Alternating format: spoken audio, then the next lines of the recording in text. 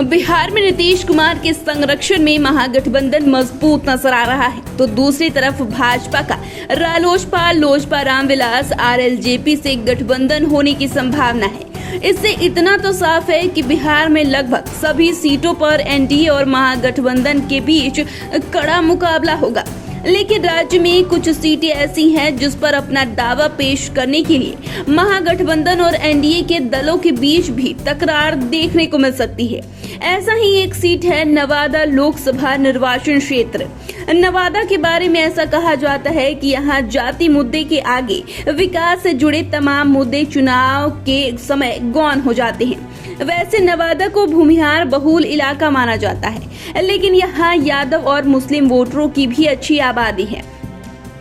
साथ ही दलित, महादलित, पिछड़ी व अति पिछड़ी जातियां भी चुनावी परिणाम पर असर डालती हैं। पहले यह सीट सामान्य सीट नहीं होकर आरक्षित सीट थी, तभी यहाँ जाति समीकरण ही काम आता था। वही 2009 में परिसमन के बाद यह सीट सामान्य सीट बन गया, तो भी यहाँ यही फैक्टर हावी रहा।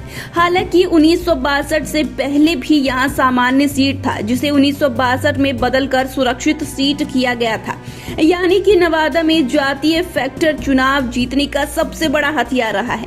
वैसे नवादा लोकसभा क्षेत्र के बारे में चर्चा करने की वजह यह है कि 2024 में इस सीट के लिए एनडीए में उठापटक हो सकती है। दरअसल नवादा में काफी समय तक कांग्रेस का दबदबा रहा, लेकिन 1996 में भाजपा को यहाँ पहली बार जीत मिली।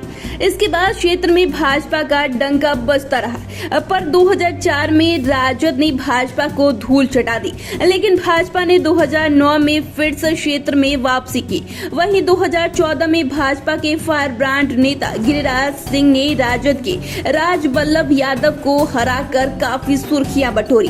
देखें तो गिरिराज सिंह को मिली जीत नवादा के लिए वरदान साबित हुई। उन्होंने जीत हासिल करने के बाद क्षेत्र में काफी काम किया।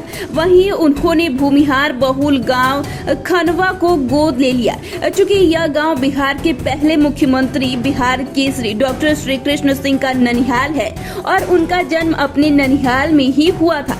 इसलिए गिरिराज सिंह ने इस गांव को चमकाने का संकल्प लिया। बाद में नीतीश कुमार भी इस मिशन से जुड़ गए, जिसकी वजह से खनवा नवादा जिले का सबसे तेजी से विकास करने वाला गांव बन गया।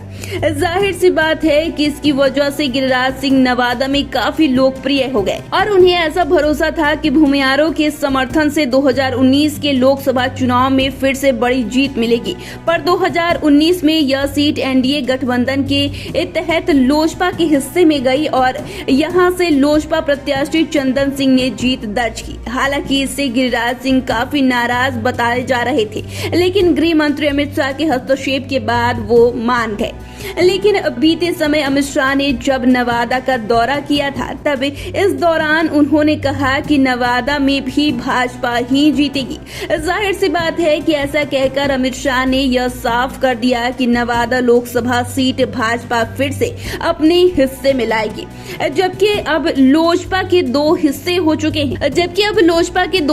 हो चुके हैं और ऐसा अनुमान है कि अगर भाजपा का रालोसपा और लोजपा रामविलास से गठबंधन होता है तो ये दोनों ही पार्टियां नवादा सीट की मांग कर सकती हैं।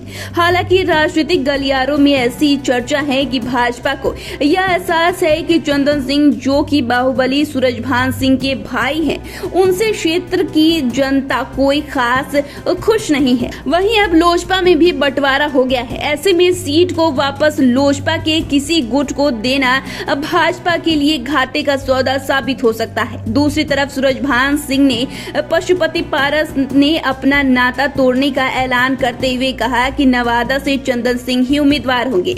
ऐसे में भाजपा क्या चंदन सिंह को पार्टी में शामिल कराकर उम्मीदवार बनाती है, या गिरिराज सिंह फिर से भूमिहारों की गढ़ में आते हैं, या फिर भाजपा किसी और दमदार नेता की तलाश करती है? ऐसे में तमाम सवाल है जिसका जवाब हर कोई जानना चाहता है। वैसे नवादा सीट किसी के भी हिस्से में जाए, लेकिन इस सीट पर दावेदारी को लेकर कहीं न कहीं एनडीए में महाभारत होने की संभावना नजर आ रही है। तो फिलहाल के लिए इतना ही। चैनल को सब्सक्राइब कर ले, फेसबुक पेज को लाइक कर ले। वीडियो देखने के लिए आपका शुक्रिया।